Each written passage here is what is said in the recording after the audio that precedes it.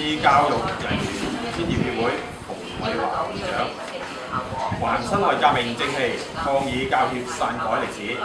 今年係國父孫中山先生辛亥革命成功推翻滿清政權，建立亞洲第一個民主共和國100週年紀念。今年教協以辛亥革命為題舉辦嘅全港小學生繪畫比賽中，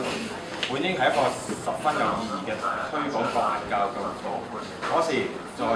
喺向各教育機構，包括學校等宣傳嘅海報中，竟以五星旗為題，違背歷史史實，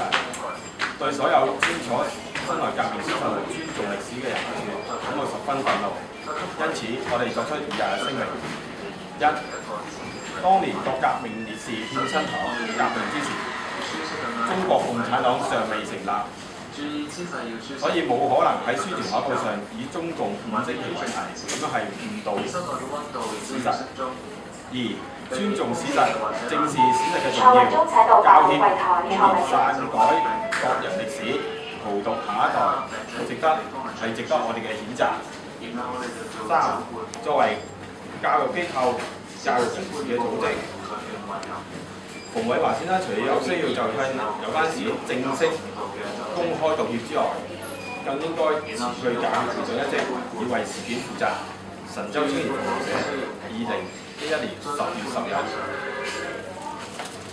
以上啦，向前向左右。